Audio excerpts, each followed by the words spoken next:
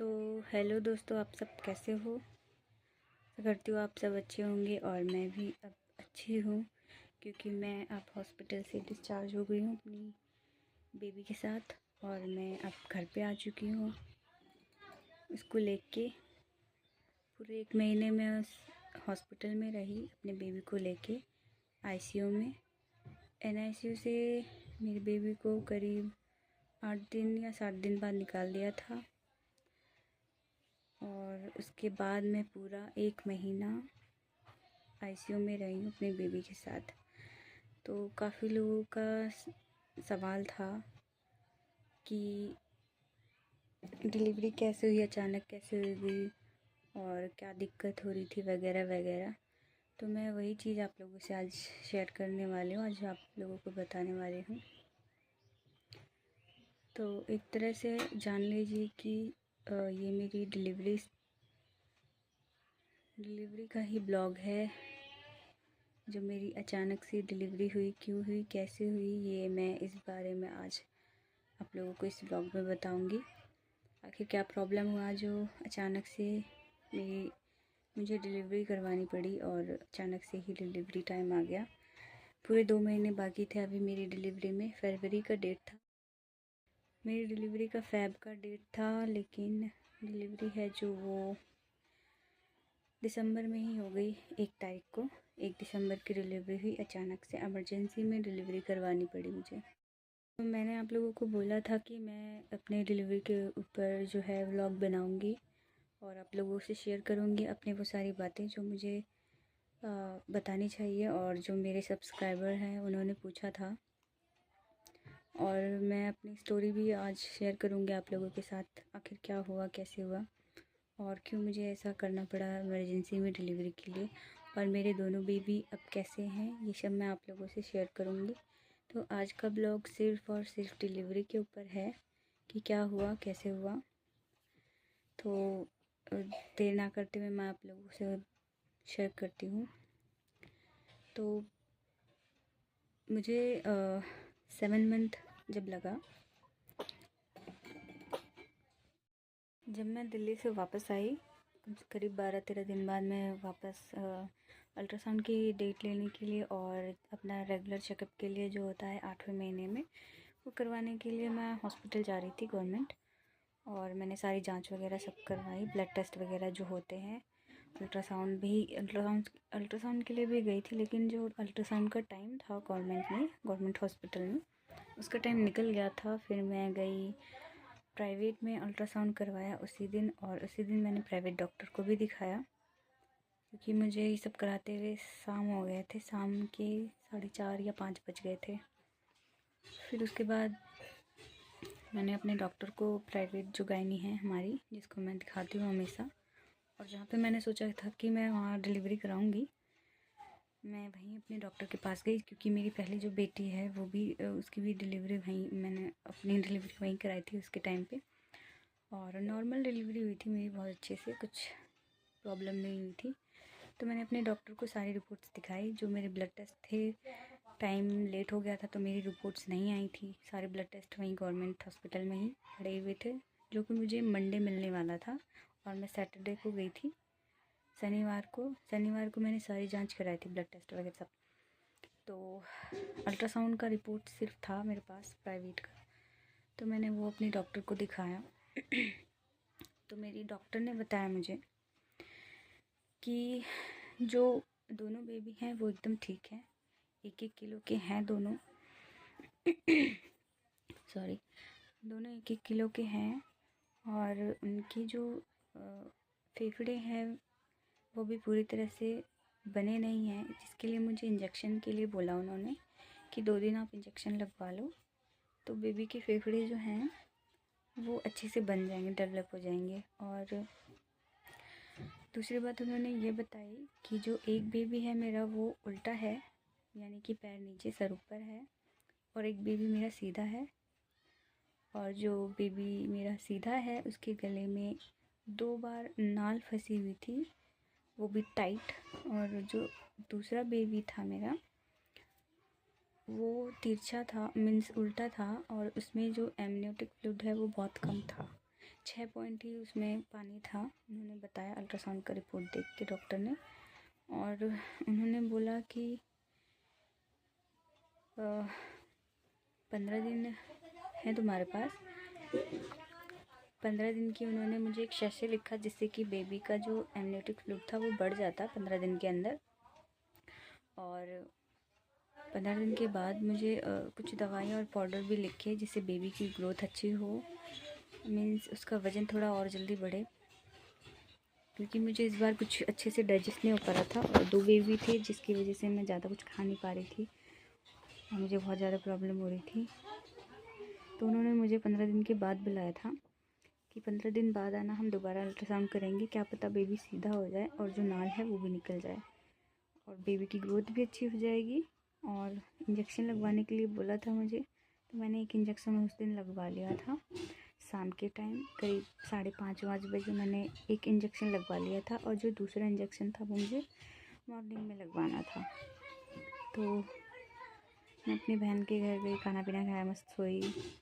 Next day मुझे return अपने ससुराल आना था क्योंकि मैं अपने बहन के घर पे जाके ही अपना चेकअप वगैरह कराती थी। वहाँ से जो प्राइवेट हॉस्पिटल था वो ज़्यादा से ज़्यादा मैक्सिमम 5 मिनट की दूरी पे था, जिससे जहाँ मुझे डिलीवरी करवानी थी। तो मैं रेडी हो गई थी, हॉस्पिटल जाके इंजेक्शन लगवा के मैं रिटर्न अपने ससुराल चली जाऊंगी। तो चाय वाय पिया मैंने और उसके बाद फिर मुझे हल्के हल्के पेन आने लग गए थे। तो मुझे लगा ऐसे ही नॉर्मली होगा, आते रहते हैं, वो फिर चला जाएगा पेन। फिर 10 से 15 मिनट में, मतलब सुबह करीब 7:30 बज रहे होंगे, और मुझे फिर उसके बाद अचानक से जो मेरे दर्द है वो तेज़ होने लग गया और मेरा पेट जो है वो टाइट होने लग गया दर्द होने के बाद। और जो मेरा दर्द था वो 15 से 20 मिनट में आने लग गया, करीब 15 या 10 मिनट मैक्सिमम, इससे ज़्यादा नहीं। और मेरा पेट काफ़ी टाइट होने लग गया और वो दर्द अनोखा ही दर्द था, कमर से लेके आगे पेट की साइड दर्द हो रहा था। तो मैंने कहा अपनी बहन से कि मुझे जो है दर्द हो रहा है, एक बार डॉक्टर को दिखा लेती हूँ। मैं तब भी कंफर्म नहीं थी। मैंने कहा वैसे भी मुझे डॉक्टर के पास जाना है इंजेक्शन लगवाने, तो अपनी बहन से मैंने बोला तू भी चल। तो मेरी बहन ने कहा ठीक है चलती हूँ। मैंने कहा एक बार चल ले, डॉक्टर से तू भी बात कर लियो। तो जब मैं वहाँ पे गई तो अपनी बहन को लेके गई मैं हॉस्पिटल, और उसके बाद फिर मैंने डॉक्टर से जो है बताया, मतलब नर्स वगैरह आई, उन्होंने पूछा, चेकअप किया, बीपी वगैरह ली, और फिर उन लोगों को मैंने बताया। उन्होंने पूछा कैसा लग रहा है, क्या कहाँ कहाँ दर्द हो रहा है, तो मैंने ऐसे ऐसे बताया। तो उन्होंने बच्चे की हार्ट बीट वगैरह चेक की, दोनों बच्चे ठीक थे। और फिर नर्स को डॉक्टर ने बोला कि चेक करो कि जो दर्द है वो कितने कितने देर पे आ रहा है। तो मुझे लगभग जो दर्द है मेरा वो 5 से 10 मिनट के बीच में आ रहा था। फिर कम से कम 15 मिनट तक ये चेक करने के बाद डॉक्टर ने बोला कि ये नॉर्मल पेन है, जो कि गैस का दर्द है, ये डिलीवरी का दर्द नहीं है। मैंने बोला नहीं, मुझे गैस का दर्द ऐसा नहीं होता, मुझे कभी दर्द ही नहीं होता गैस बनने पे, और ऐसा दर्द तो बिल्कुल नहीं होता। नर्स ने बोला कि जो है वो गैस का पेन है, ये कोई डिलीवरी का पेन नहीं है। मैंने कहा नहीं, ऐसा दर्द नहीं होता मुझे, ये फ़र्स्ट टाइम हो रहा है और मेरी कमर से लेके आगे पेट पे दर्द आ रहा है, ऐसा दर्द मुझे कभी नहीं हुआ। तो फिर डॉक्टर को नर्स ने बताया मेरी गायनी को। उसके बाद जो है उन्होंने मुझे अपने कैबिन में बुलाया चेकअप के लिए। तो उन्होंने सीधा मेरा फिंगर टेस्ट किया, सर्विक्स का जो फिंगर था उसे चेक किया। तो उन्होंने बताया जो सर्विक्स का मुँह है वो 4 इंच तक खुल गया है। तो उन्होंने बोला ये डिलीवरी का ही दर्द है और तुम्हारी डिलीवरी आज ही करानी पड़ेगी। तो कुछ समझ में ही नहीं आया, सब इतनी जल्दी जल्दी हो गया और किसी को बताने को कोई मौका ही नहीं मिला, सब कुछ अचानक से ही हो गया। तो मुझे डॉक्टर ने बोला आप खड़े नहीं हो सकते, नहीं तो डिलीवरी का जो दर्द है वो वो आपको जल्दी जल्दी आ रहा है? मैंने कहा हाँ, मुझे हर 5 से 2 मिनट में दर्द जो है आने लग गए और मेरा दर्द काफ़ी तेज़ हो गया था सिर्फ आधे घंटे के अंदर में।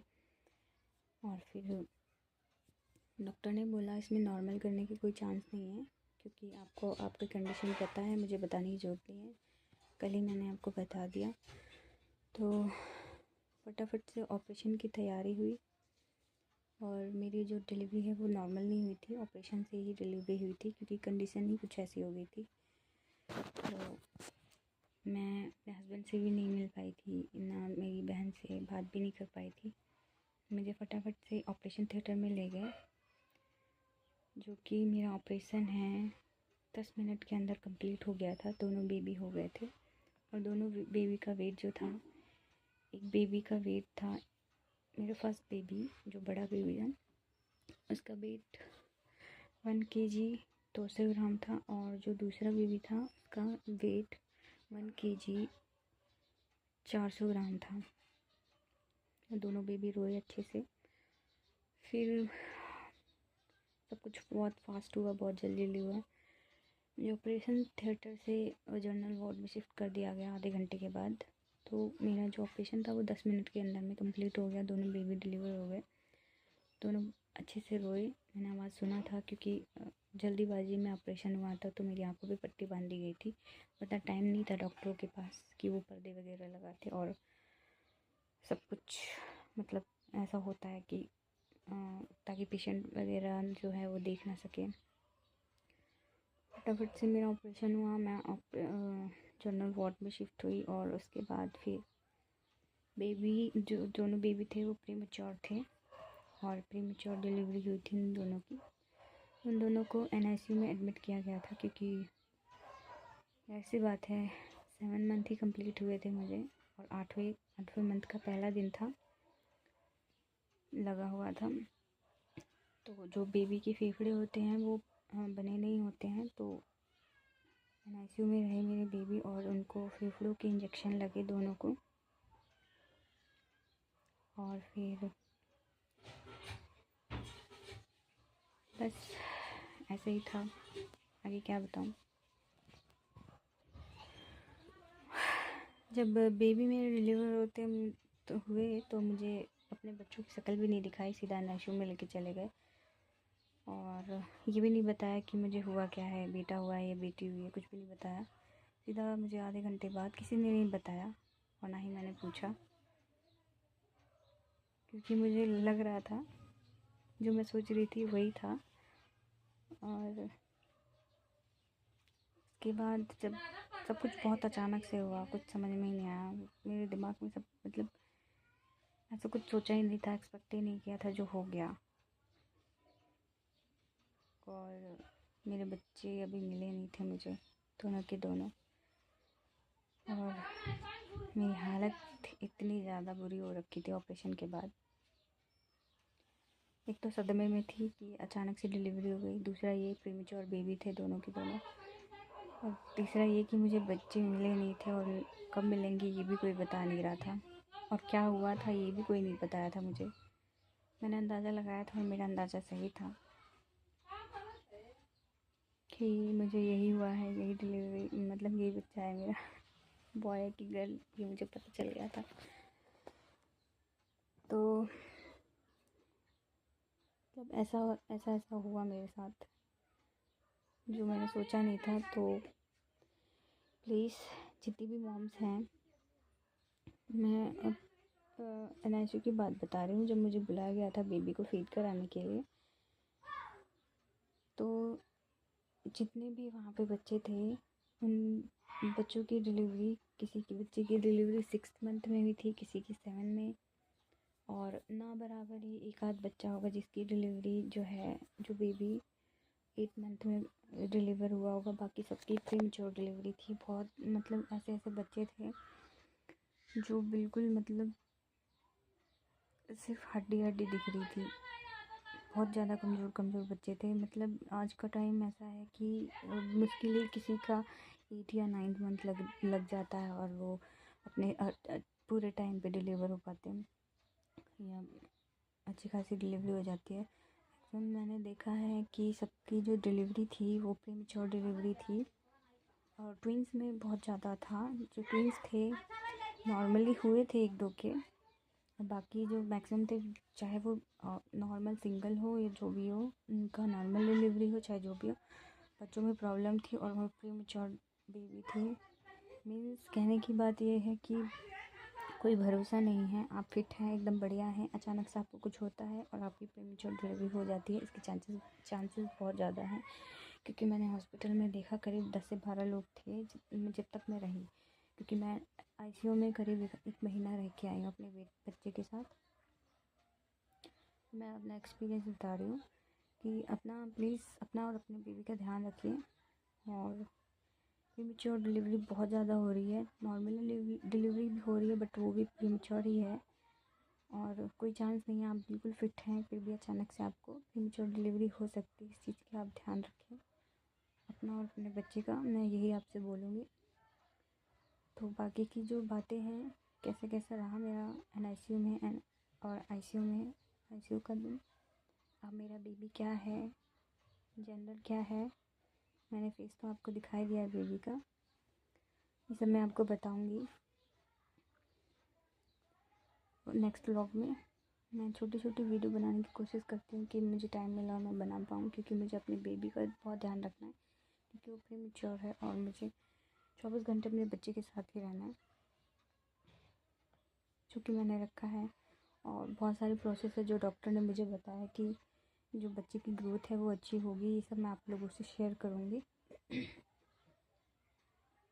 मेरी बेबी अभी जग गई है, तो मैं आपको नेक्स्ट वीडियो में मिलती हूँ, तब तक के लिए बाय बाय।